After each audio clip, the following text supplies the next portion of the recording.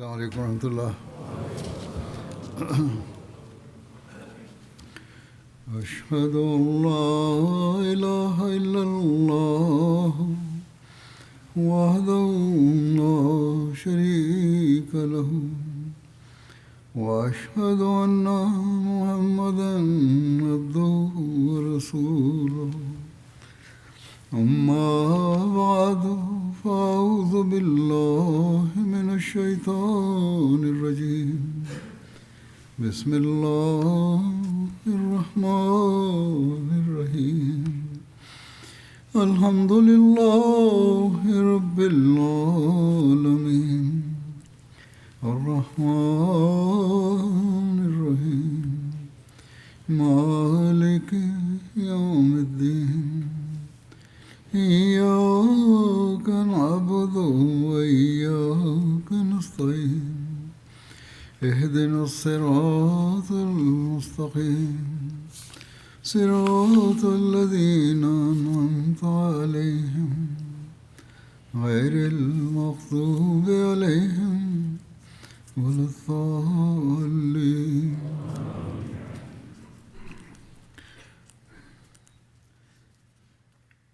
J'évoquais le butin de guerre obtenu après la bataille de Hunayn ainsi que sa distribution.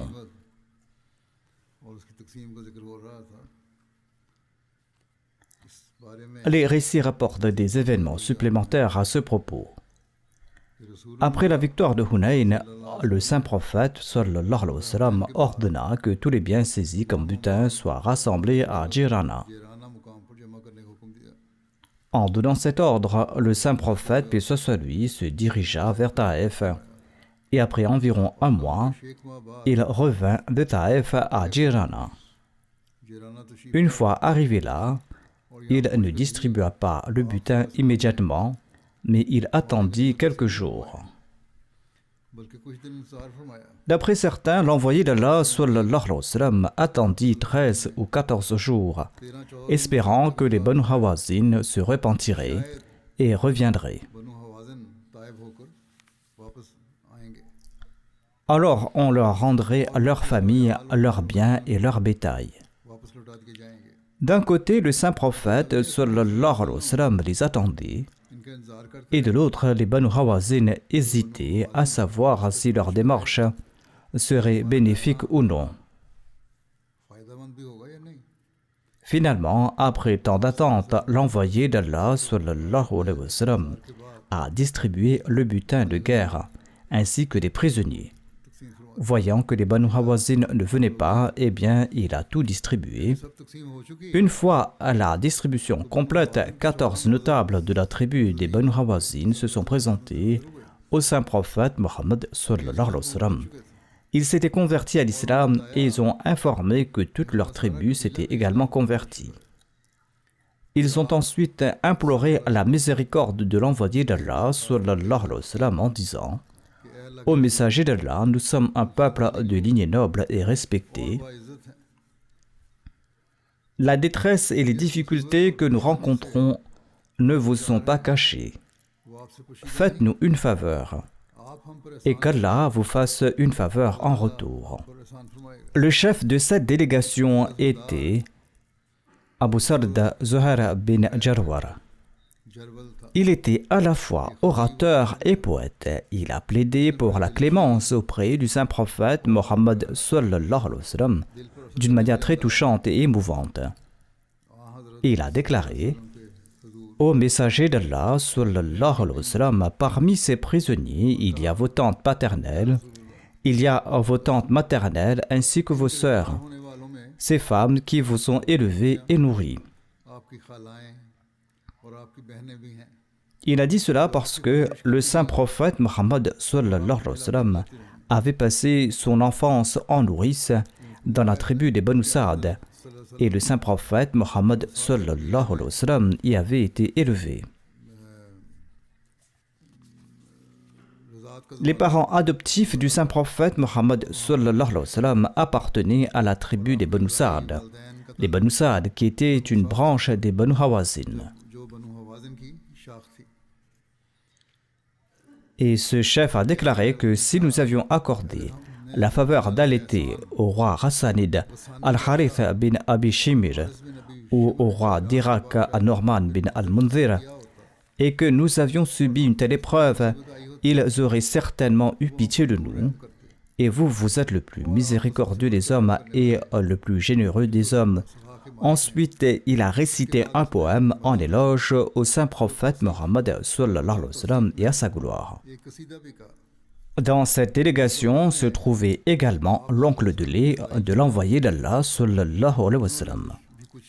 Il a également prononcé un discours empreint de sentiments similaires et il a déclaré que quand vous étiez enfant et que vous veniez nous voir, je vous trouvais très bon. Ensuite, j'ai eu le bonheur de vous revoir dans votre jeunesse. Même dans votre jeunesse, personne n'était plus bienveillant et noble que vous. Vous êtes l'incarnation de la bonté et de la générosité. Vous êtes un véritable fleuve de largesse. Nous sommes des vôtres, nous sommes issus de votre propre famille. Alors ayez pitié de nous. Allah vous récompensera certainement pour cette bonté. Le messager d'Allah sallallahu alayhi wa sallam a écouté leurs supplications poignantes et il n'a pas rejeté leurs requêtes, mais il a déclaré: je vous ai attendu pendant très longtemps, jusqu'à ce que je sois certain que vous ne viendrez pas. Et maintenant vous voyez qu'il ne me reste qu'un très petit nombre de prisonniers, et tous les autres ont été partagés. Et ce que je préfère, c'est ce qui est le plus juste.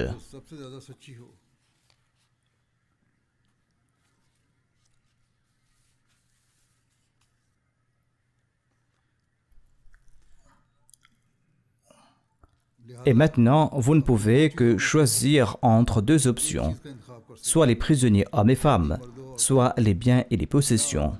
Prenez ce que vous voulez. Je vous ai beaucoup attendu. J'aurais voulu vous donner les deux. Lorsque la délégation des Banu Hawazin a vu toute la situation, ils ont dit qu'ils voulaient récupérer leurs prisonniers, c'est-à-dire leurs hommes et leurs femmes. L'envoyé d'Allah sallallahu alayhi wa sallam répondit: les prisonniers qui me reviennent et ceux qui reviennent à la tribu des Banu Abdul Muttalib vous appartiennent. C'est-à-dire que je vais les libérer, je vais vous rendre ces prisonniers. Quant aux autres prisonniers, je vais consulter le reste des musulmans à qui je les ai confiés. Et en même temps, il indiqua aux membres de la délégation une solution à adopter. Il a déclaré que après la prière de Dhuhr, levez-vous devant les gens et dites que vous faites du messager d'Allah sallallahu alayhi wa sallam votre intercesseur auprès des musulmans et demandez de libérer vos enfants et vos femmes.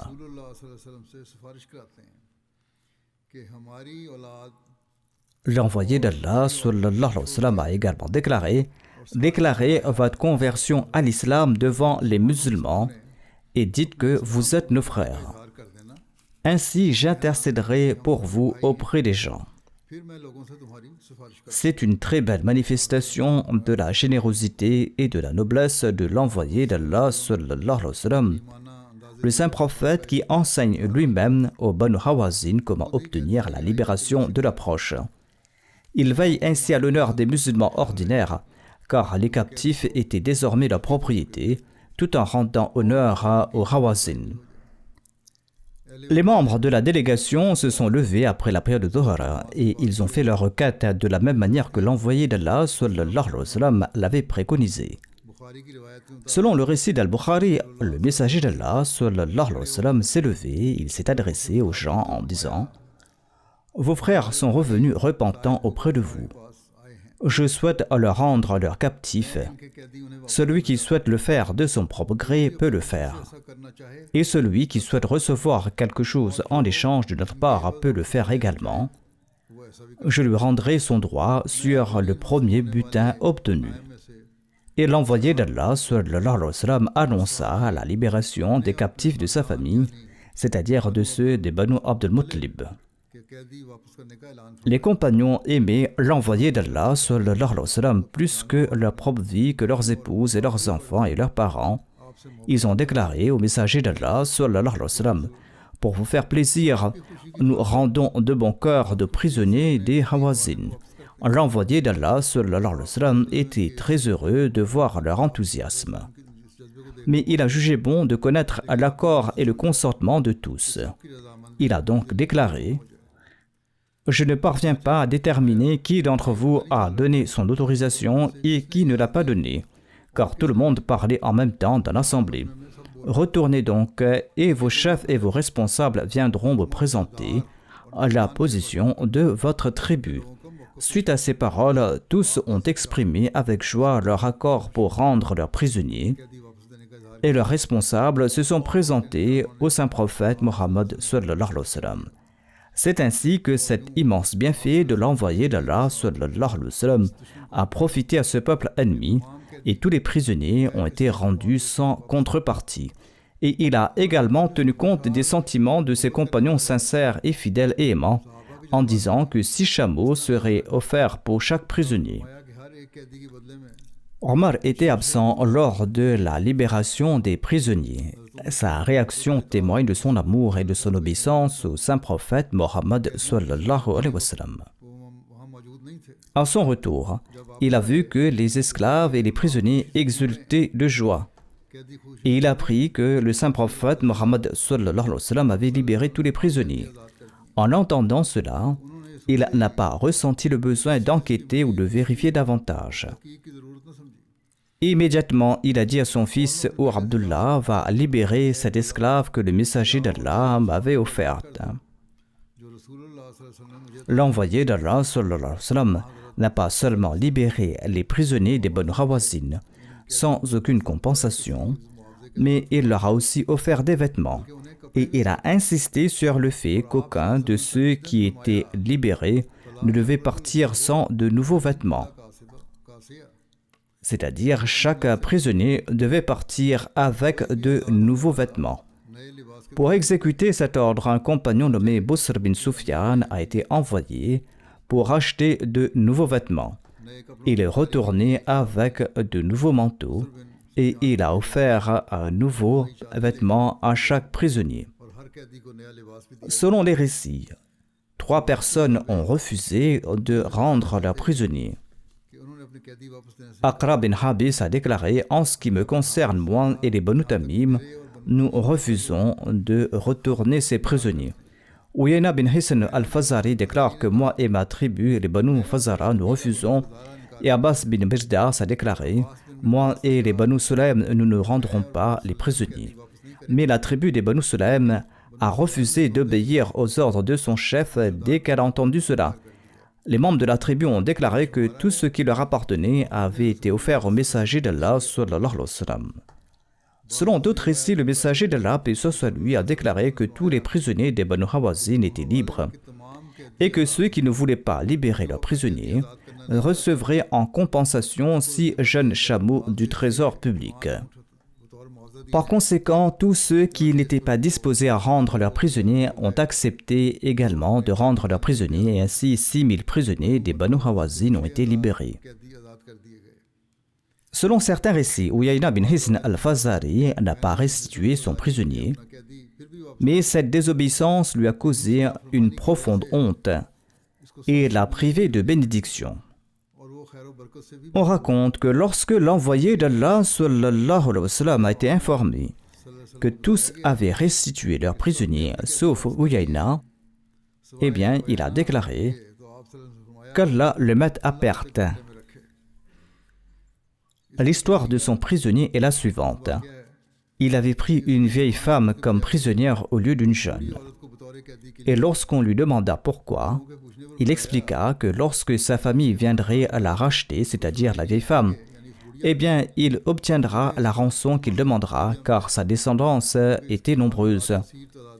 Maintenant que tous les prisonniers étaient libérés, mais qu'il avait refusé de libérer cette vieille femme, le fils de la vieille femme est venu voir Uyayna, et il lui a dit « Libère notre mère en échange de 100 chameaux. » Uyayna a pensé qu'il allait encore augmenter le prix et il a refusé de la libérer. Le fils est reparti. Après un certain temps, quand Uyayna a compris qu'il ne va pas retourner, il est parti lui-même trouver son fils. Et il a demandé à son fils, « Est-ce que tu vas m'offrir les 100 chameaux que tu promettais ?» Le fils a répondu, « Maintenant, j'en donnerai que 50. » Ainsi, la conversation a continué jusqu'à ce qu'ils arrivent à 10 chameaux.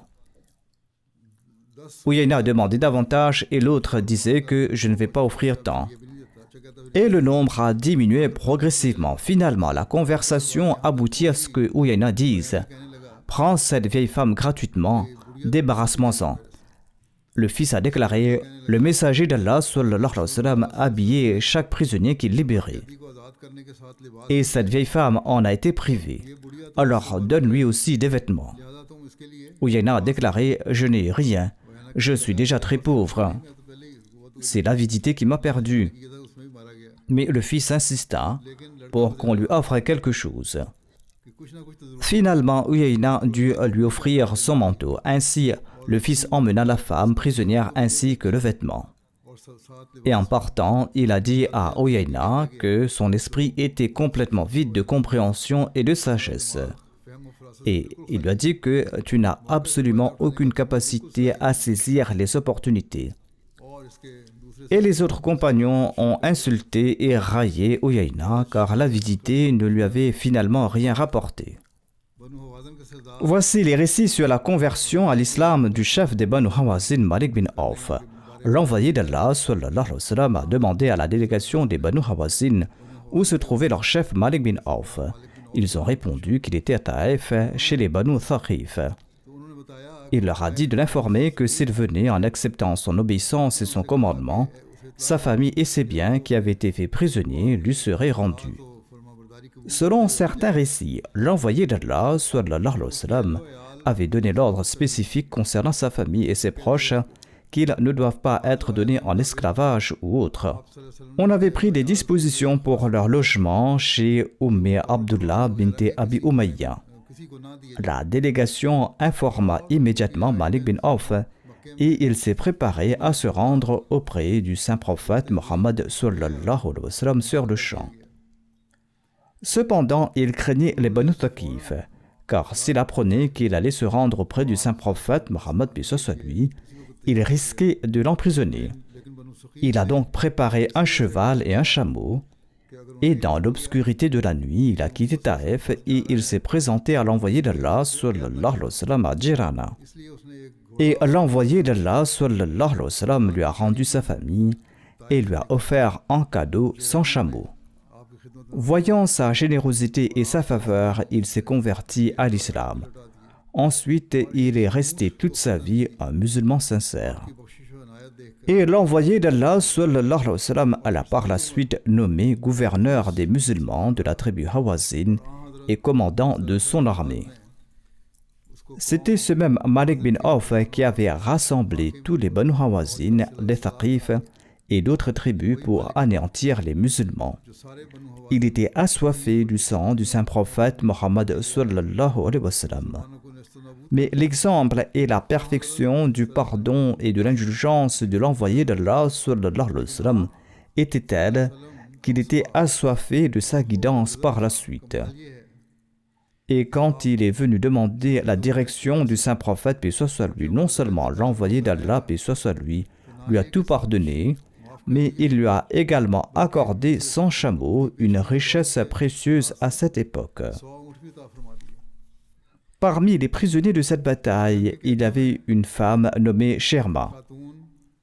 C'était son titre, son nom véritable était Hudhafa. Elle a été capturée et elle a dit à ceux qui l'avaient capturée qu'elle était la sœur de lait de leur prophète Mohammed sallallahu alayhi wa sallam. Mais les compagnons ne l'ont pas cru. Un groupe d'Ansar l'a capturée et l'a présentée au saint prophète Mohammed paix soit sur lui. Elle a dit « Ô Mohammed sallallahu alayhi wa sallam, je suis votre sœur de lait. » Le saint prophète sallallahu alayhi wa sallam a demandé « Y a-t-il un signe ?» Et elle a montré une cicatrice dedans et elle a dit « Vous m'aviez mordu quand je vous portais dans mes bras. » Plus tard, l'événement lui est revenu en mémoire. Et ensuite, cette femme a dit « Nous gardions les chèvres à cette époque et votre père de lait est mon père véritable, et votre mère de lait est ma mère véritable. Ô messager d'Allah, sallallahu alayhi wa sallam, souvenez-vous que je trayais pour vous le lait des chèvres. L'envoyé d'Allah, sallallahu alayhi wa sallam, l'a reconnu grâce à ce signe distinctif. Et l'envoyé d'Allah, paix soit sur lui, s'est levé et a étendu son manteau pour elle et a dit « Asseyez-vous dessus ». Il lui a souhaité la bienvenue. Et des larmes ont coulé des yeux du saint prophète Mohammed, paix soit sur lui. Il a demandé des nouvelles de ses parents nourriciers et elle a répondu qu'ils étaient décédés. L'envoyé d'Allah, paix soit sur lui, a déclaré que si tu le souhaites, tu peux rester avec nous. Tu recevras honneur, respect et amour.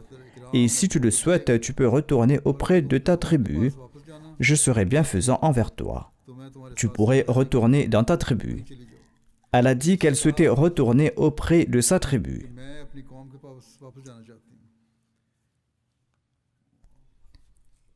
Finalement, elle a embrassé l'islam et le saint prophète, paix soit sur lui, lui a offert 3 esclaves et une servante et a ordonné qu'on lui offre 1 ou 2 chameaux.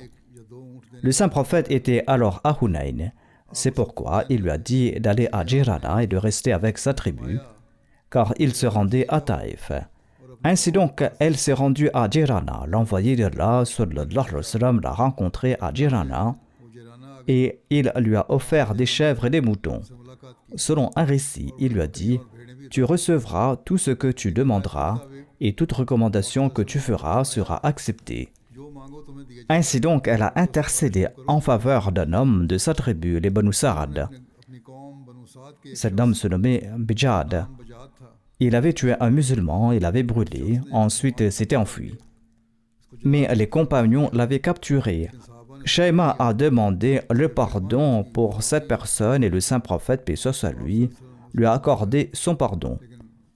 Il y a les détails qui manquent. Il est certain qu'il y a eu une compensation qui a été payée par la suite. Selon un récit rapporté par Abu Daoud, il est dit que la mère de lait du saint prophète, paix soit sur lui, l'aurait rencontré à Jirana.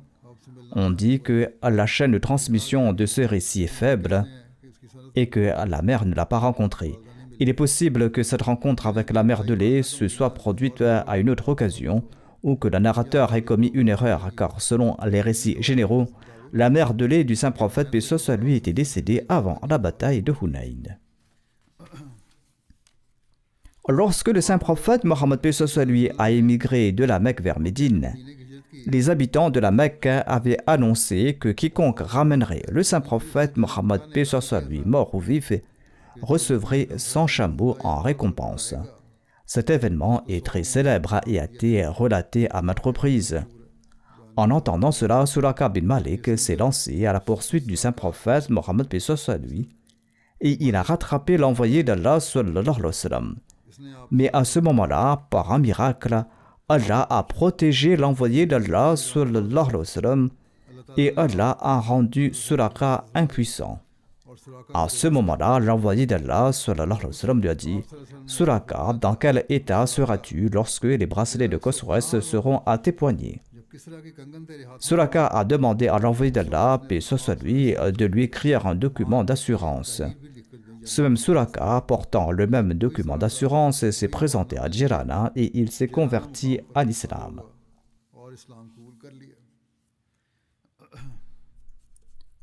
On trouve également mention à cette occasion d'un vœu fait par Omar bin al-Khattab. Il a dit au saint prophète Mohammed sallallahu alayhi wa sallam, au messager d'Allah sallallahu alayhi wa sallam, à l'époque de l'ignorance, j'avais fait le vœu de faire une retraite spirituelle d'une journée à la mosquée sacrée. Que dit le saint prophète Mohammed sallallahu alayhi wa sallam, l'envoyé d'Allah, paix soit sur lui, a dit, va et accomplis ton vœu. Ainsi, Omar est parti et il a accompli son vœu. Le saint prophète Mohammed sallallahu alayhi wa sallam était encore à Jirana quand une nuit, il est parti pour la Mecque avec l'intention d'accomplir l'Umrah. Selon certains récits, il est parti de nuit et il est revenu la nuit même. Et les gens pensaient qu'il n'était jamais parti ou qu'il était parti pour très peu de temps. On trouve aussi mention au sujet du retour du saint prophète Mohammed, paix soit sur lui, à Médine. Il restait 12 jours du mois Dhul-Qa'da et c'était un jeudi quand le saint prophète, paix soit sur lui, a entamé le voyage de retour vers Médine. Avant cela, le saint prophète, paix soit sur lui, avait nommé Attar bin Asid comme gouverneur de la Mecque. Et le saint prophète Mohammed, paix soit sur lui, avait laissé avec lui Mu'adh bin Jabal et Abu Musa al-Ash'ari afin qu'ils enseignent aux gens de la Mecque le Coran et la religion. L'envoyé d'Allah sallallahu alayhi wa sallam emmena avec lui quelques animaux pour les offrir aux personnes qu'il rencontrerait en cours de route. Il est parti de Wadi Jirana, il est passé par Sarf, ensuite il est arrivé à Mar al-Zahran, ensuite il est rentré à Médine après un voyage de 9 jours. Il restait encore 3 nuits du mois Dhul Qa'da. Toutes ces expéditions ainsi que la conquête de la Mecque, la conquête contre les Hawazin, l'attaque contre les habitants de Taïf ont duré 2 mois et 16 jours. Les orientalistes émettent des objections concernant la conquête de la Mecque, la bataille de Hunayn, la bataille de Taïf, etc.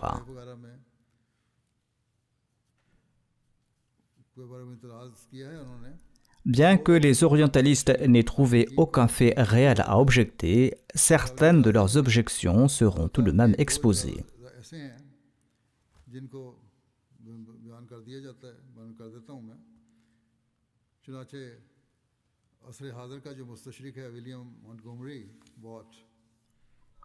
Par exemple, l'orientaliste contemporain William Montgomery Watt affirme qu'à l'exception de quelques femmes données à des chefs de la tribu, le butin et les prisonniers ont été placés sous la garde de Masoud bin Amr al-Ghifari à Jirana. De même, Sir William Muir écrit que parmi les prisonnières, 3 belles femmes furent amenées au saint prophète Mohammed paix soit sur lui, et il en a offert une à Ali, une autre à Uthman et une 3e à Omar. Or, Omar a confié cette femme à son fils Abdullah. On ne sait pas ce qu'il est advenu des 2 autres, selon certains.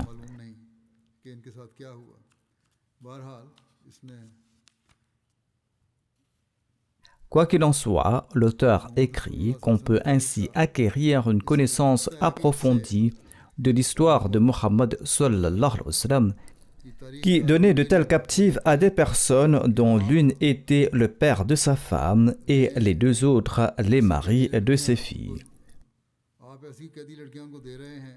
Selon lui, il s'agit donc de favoritisme puisqu'il a offert ses femmes en premier à ses 3 compagnons.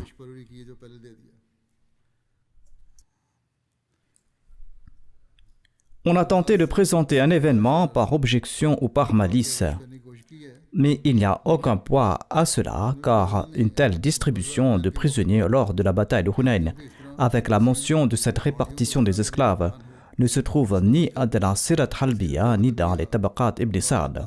Seule la distribution du butin est mentionnée. Il est écrit dans les Tabaqat Ibn Sa'd que les musulmans ont fait 6000 prisonniers ce jour-là. Les polythéistes s'étant convertis à l'islam sont venus voir le saint prophète, paix soit sur lui, et lui ont dit « Ô prophète, sallallahu alayhi wa sallam, vous êtes le meilleur des hommes, vous avez capturé nos biens, nos femmes, nos enfants. » L'envoyé d'Allah a dit aux musulmans que celui qui possède certains d'entre eux et dont le cœur est disposé à les rendre, eh bien, ceci est la meilleure voie à suivre. Et celui qui n'est pas disposé, eh bien, qu'il nous les donne et ce sera une dette pour nous.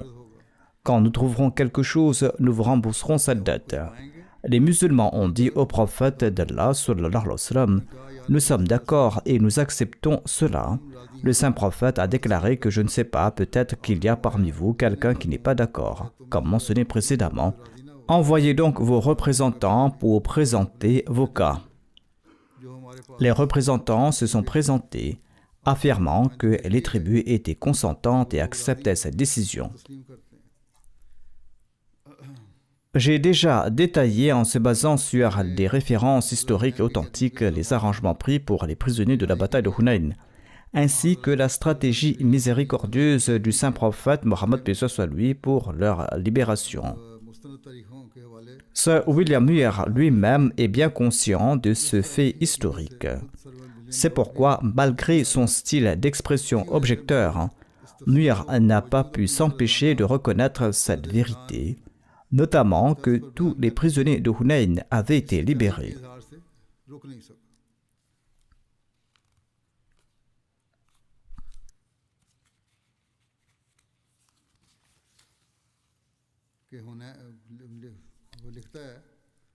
Il écrit que tous les prisonniers de Hunayn avaient été libérés.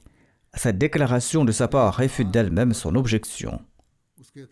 L'examen des événements de cette bataille montre qu'au début, les prisonniers avaient été confiés à des compagnons pour être surveillés, mais il est également clair qu'une fois les dispositions finalisées, ils ont tous été envoyés sous la supervision de Masoud Amr al-Ghifari à Jirana. Ensuite, de retour de Taïf, lorsque le saint prophète, paix soit lui, a négocié avec les Hawazin, il a fait libérer chaque prisonnier par la personne qui le détenait, avec une sagesse particulière et miséricordieuse. Tout cela a été détaillé précédemment, comme je l'ai dit, et l'orientaliste bien connu, Montgomery Watt, est parfaitement conscient de cette réalité, car il écrit à ce sujet que l'on dirait que des auditeurs, longtemps après l'événement, ont glosé sur de telles histoires, et qu'il est possible que ces histoires soient inventées ou forgées de toutes pièces.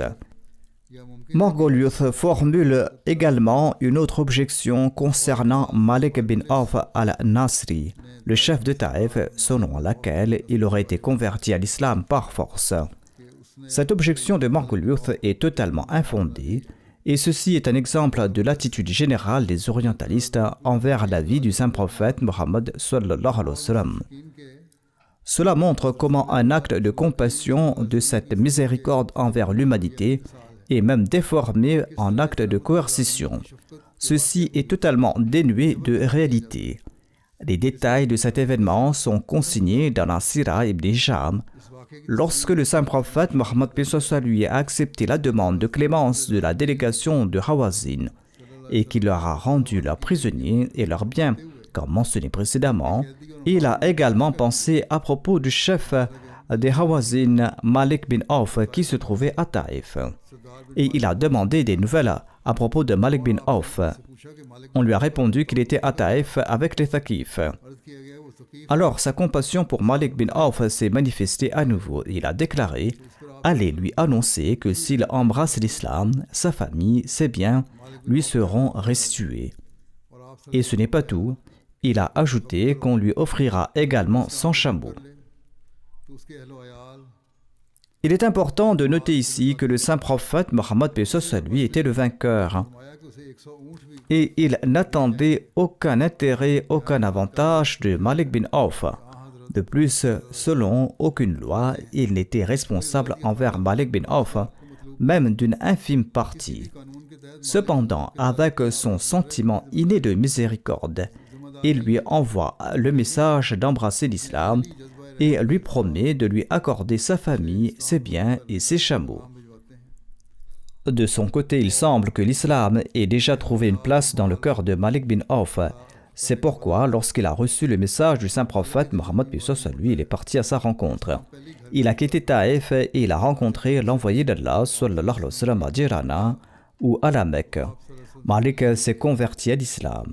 Le saint prophète Mohammed sallallahu alayhi wa sallam lui a rendu sa famille et ses biens et lui a offert également 100 chameaux supplémentaires et il a embrassé l'islam. Lors de sa conversion, il a également récité des poèmes dont les vers suivants. Il a déclaré que je n'ai jamais vu ni entendu parler de quelqu'un comme Mohammed sallallahu alayhi wa sallam parmi tous les hommes. Je n'ai jamais vu ou entendu parler de quelqu'un comme Mohammed sallallahu alayhi wa sallam parmi tous les hommes. C'était là donc les événements liés à Hunayn. Je relaterai le reste des expéditions militaires plus tard, Inch'Allah. Pour l'instant, je voudrais mentionner deux défunts dont je dirigerai la prière funéraire. Le premier, le respectable Dr Laik Ahmad Farooq Saheb. Il est décédé au Canada. Il a servi pendant de nombreuses années en Afrique en tant que médecin dédié. Et il est décédé récemment à l'âge de 83 ans. Inna lillahi wa inna ilayhi raji'un. Le défunt était également moussi. Il laisse derrière lui son épouse, un fils et 2 filles. Il avait été envoyé au Ghana en 1974 sous l'égide du plan Majlis Nusrat Jahan. Il a servi à l'hôpital central là-bas jusqu'en 1978. Après avoir terminé un waqf de 3 ans, il a demandé un congé en raison de sa mauvaise santé, mais Hazrat Khalifatul Masih lui a demandé de travailler 1 an de plus. On lui présentait des cas compliqués et difficiles. Certains référaient ces cas vers d'autres hôpitaux, les hôpitaux de l'État, mais les patients disaient non, si je dois me faire soigner, ce sera à l'hôpital Ahmadiyya et par un docteur Ahmadi. Et plusieurs opérations ont réussi grâce à la faveur d'Allah, alors qu'on ne s'y attendait pas. Un cas similaire s'est présenté, celui d'une hernie étranglée, et le défunt médecin s'en est occupé. C'était un cas très difficile et il a prié et Dieu lui a accordé du succès. En 1984, il a été renvoyé en Afrique, en Gambie, où il a servi en tant que personne dédiée jusqu'en 1993, avec un grand esprit de dévouement. Son fils a écrit et il a dit des choses très justes à propos du défunt, notamment que le défunt était un homme de nature très silencieuse, un exemple de supplication, d'humilité, de modestie, de patience et de persévérance. Il a consacré toute sa vie au service de l'humanité. Pendant son waqf, les conditions étaient très difficiles dans le petit village Nanjwara en Gambie. Il n'y avait presque rien à manger, il faisait très chaud, il n'y avait pas d'électricité ni d'eau potable, mais il n'a cessé de servir là-bas. Son fils relate qu'il était lui-même malade et qu'il avait des ampoules aux pieds. Et le défunt médecin le portait à l'école. Il emmenait les enfants à l'école et ne se plaignait jamais. Ensuite, il disait que c'était une très grande bénédiction pour nous lorsque Feu le 4e calife nous a visités en 1988 lors de sa tournée. Le calife s'est rendu spécialement chez le défunt médecin. Il n'avait même pas de chaise pour s'asseoir à la maison. Mais malgré cela, le calife a dit qu'il mangerait avec eux et il a demandé au reste du personnel de sortir. Il disait que c'était un très grand honneur pour eux. Il relate un incident qui s'est passé avec lui à Lahore. Il relatait que sa tension artérielle avait tellement baissé qu'il s'est allongé sur la table. Il avait l'impression qu'il allait mourir. Les médecins font des illusions sur leur personne parce qu'ils connaissent leur état. Mais lorsqu'il était dans cet état, il a entendu une voix qui lui disait que le moment n'est pas venu, cela arrivera au Canada. Et Allah a accompli cela au Canada d'une manière merveilleuse, et ce, plusieurs années plus tard. Quand il est retourné du Ghana en 1978, il est parti voir le 3e calife avec la délégation de la communauté. Le 3e calife a déclaré « Tu es revenu, je vais te renvoyer d'où tu es venu. » Et il n'a pas compris, dit-il, parce qu'il ne s'est pas dédié de nouveau, mais en 1983, il a reçu une lettre du secrétaire Nusrat Jahan de Rabat lui disant que son affectation est à l'étude et qu'il devait se présenter. Et en 1984, Feu le 4e calife, Rahimullah Ta'ala, l'a renvoyé en Afrique, en Gambie. Il a dit que cela lui a paru étrange. C'était un miracle pour lui qu'un calife a dit quelque chose et qu'un autre l'ait accompli. Wahab Adam Saheb, Marhoum, l'ancien émir du Ghana, disait que le défunt, dès qu'il voyait un patient dans un état critique, se mettait immédiatement à faire des prières nawafil. J'ai également vécu au Ghana pendant son séjour et j'ai passé du temps avec lui. Je l'ai vu de mes propres yeux, c'était un homme très doux, humble, serviable et qui avait un très grand respect pour tous les waqifines. L'hospitalité était profondément ancrée en sa personne. Lui et son épouse étaient tous deux très accueillants. Ils possédaient de nombreuses qualités que l'on trouve rarement chez les gens. Daoud Hanif Saheb, qui sert actuellement comme directeur de la Jamia du Canada, était l'émir de la Jamaat en Gambie. Il déclare que le défunt était toujours prêt à servir l'humanité Il ne tenait compte ni du jour ni de la nuit, mais veillait seulement que s'il y a quelqu'un qui était en détresse, il puisse immédiatement l'aider. L'hôpital où il était affecté se trouvait dans une petite localité. Il fallait prendre 2 ferries pour s'y rendre, et son logement était un ancien entrepôt désaffecté qu'il avait nettoyé et aménagé en maison, mais il y vivait heureux. Il n'y avait ni électricité, ni eau, ni téléphone. Il fallait chercher l'eau des puits ou des rivières. On utilisait des bougies ou des lanternes. Les opérations chirurgicales se faisaient généralement en journée à la lumière du soleil et les instruments étaient stérilisés sur la cuisinière à gaz. Il continuait à rendre service malgré ces conditions. De nos jours, les médecins ne seraient même pas prêts à croire cela parce qu'ils ne savent pas comment cela se passait dans le passé. Une fois, il était en séjour là-bas, des voleurs ont cambriolé une maison et les gens, alertés par le bruit, les ont encerclés. Les voleurs ont sorti leur cutlass, qui est une arme ressemblant à une épée, et ils ont frappé une personne à la tête. Ils ont blessé grièvement cette personne. On a appelé le défunt médecin immédiatement pendant la nuit. Il a opéré d'urgence à la lumière d'une lampe de poche et des bougies. Une situation qui est inimaginable aujourd'hui. Grâce à Dieu, la chirurgie a réussi et le patient a survécu. Un jour, un homme pauvre est venu voir le médecin et lui a dit que son village était très loin et qu'il n'avait pas de transport disponible. Il ne pouvait pas amener le patient et lui a demandé de venir voir le médecin. Le médecin est parti aussitôt avec lui, il a examiné le patient et il l'a soigné et il l'a guéri. Le membre du Parlement de cette région a appris à ce propos. Il est venu voir le défunt à la clinique.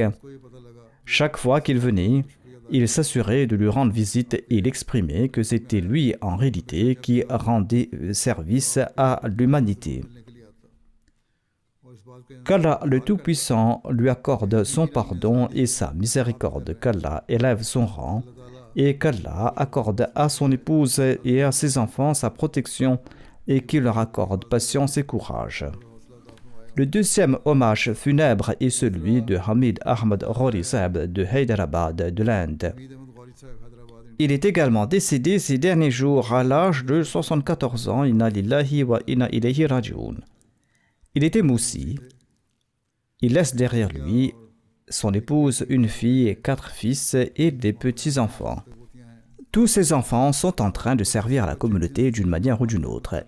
Le défunt était le frère cadet d'Inam Ghori Saheb Nazirallah de Qadian. Il était le père de Samad Ghori Saheb, qui est le missionnaire et président de la Jamaat de l'Albanie.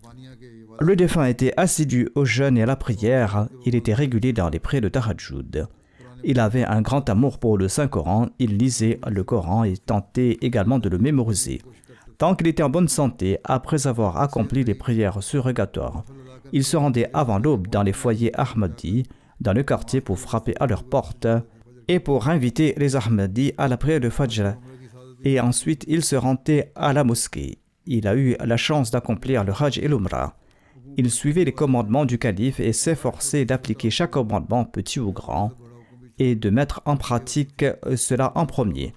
Il prononçait aussi des sermons dans la Jamaat. Il voulait d'abord agir en conséquence lui-même, puis en informer la Jamaat. Et il réussissait dans cette voie par la grâce d'Allah. Il pratiquait également l'homéopathie et gardait un stock de médicaments chez lui qu'il distribuait gratuitement aux patients. Il était toujours parmi les premiers à contribuer financièrement. Un proche a relaté « J'avais un arriéré à la contribution Hissa Ahmad. Le défunt est parti voir le secrétaire aux finances et il a payé ma contribution à ma place. Ensuite, il m'a averti de ne plus avoir d'arriéré à l'avenir et de payer ma contribution en premier. Il faisait preuve d'une grande sollicitude envers sa famille et les réunissait souvent chez lui et partageait leur joie et leur peine. Il avait un grand respect pour les représentants et les missionnaires centraux. Il a également servi en tant que vice-émir d'Hyderabad, ainsi que secrétaire de l'enseignement du Saint-Coran, ainsi que président de son quartier. Il a également servi en tant que Nazim Ansarullah et ainsi que vice-président du Majlis Ansarullah de l'Inde du Sud. En bref, il a rendu de nombreux services communautaires et il a également participé à la Jalsa Salana du Royaume-Uni. Qu'Allah lui accorde son pardon et sa miséricorde. Son fils, qui est missionnaire de la communauté en Albanie, n'a pas pu assister aux funérailles du défunt. Qu'Allah lui accorde également patience et courage. Quoi qu'il en soit, je vais diriger sa prière funéraire après la prière de Jumu'ah.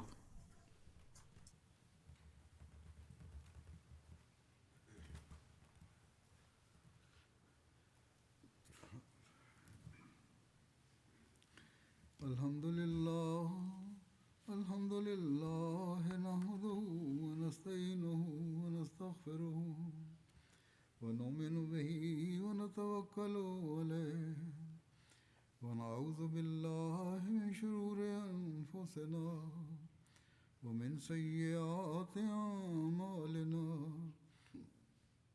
Man yahdihillahu fala mudilla lahu ومن يضلل فلا هادي له ونشهد أن لا إله إلا الله ونشهد أن محمدا عبده ورسوله عباد الله رحمكم الله إن الله يأمر بالعدل والإحسان وإيتاء ذي القربى وينهى عن الفحشاء والمنكر والبغي يعظكم لعلكم تذكرون اذكروا الله يذكركم وادعوه يستجب لكم ولذكر الله أكبر